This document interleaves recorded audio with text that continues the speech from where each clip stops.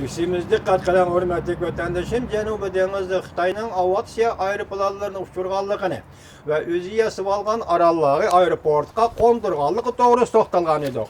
Bu ish 1-ayning 2-chi kuni yuz bergan edi. Endi kelimizki 1-ayning 4-chi kuni bu ish yana bir qatam yuz berdi. Demek Jungo hozir Cenubi Denizda avzaylab kelyapti. 4-chi kundagi ahvol munda. Jungo Spratel takım aralarda, yani Cenubi Denizli uçuşni yana sınaq qildi. Mavzulu xabar 1-ayning 6-chi kuni Amerika ovozining Xitoy til programmasi e'lon qilindi. Xabar mundaq boshlandi. Jungoning aloqador matbuotlari xabar qilib mundaq ko'rsatdi. Boshda aytdik, Jungo matbuotlari e'lon qildi. Jungo 1-ayning 6-chi kuni yana bir qatam talash tartish bo'layotgan Spratel, yani Cenubi Deniz aralarının Yumuşuçav aralığında 2 tane aviatsiya aeroplanı uçuş məşq qıldırıb g'alaba qozondi. Jungo 1-ayning 2-chi kuni tunji qatam uçuşni sınaq qilganda Osiyo davlatlarini sarosimaga salgan edi. Xabarda mundaq ko'rsatildi. Yumshu aralida yangi qurilgan aeroport navbati Jungoning janubidagi bu aeroport qatnash boshlansa, Janubi Deniz rayoni havo bo'shlig'ida qatnash mulozimati iqtidorini o'stirdi. Bu Jungolikning gapi ekan.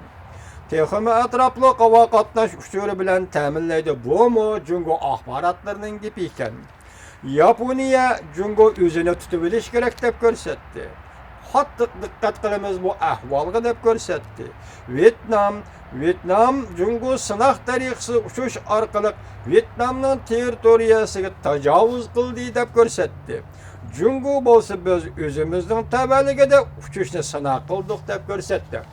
Biz leksimizning boshida ko'rsatganda Xitoy hozir O'rta Sharqdagi vaziyatdan foydalanib, ham Chovshanni daydayga solib, yadro qurollari vodorod qurollarını portlatib sınaq qildi. Hem hozir o'zi harakat etib Janubi Deniz yasab olgan Arallohada tashladagi aerodromga aviatsiya aeroplanlarini avatib sınaq qilib, u aeroplanlar mashqni sog'-salomat tamomlagandan keyin uning keyindan harbiy aeroplanlarni avatamda qandaq.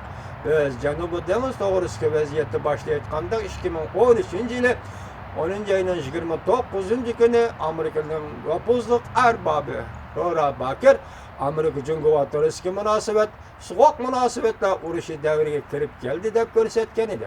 2,5 yil bo'ldi bu munosabat ana shunday davom qilyapti.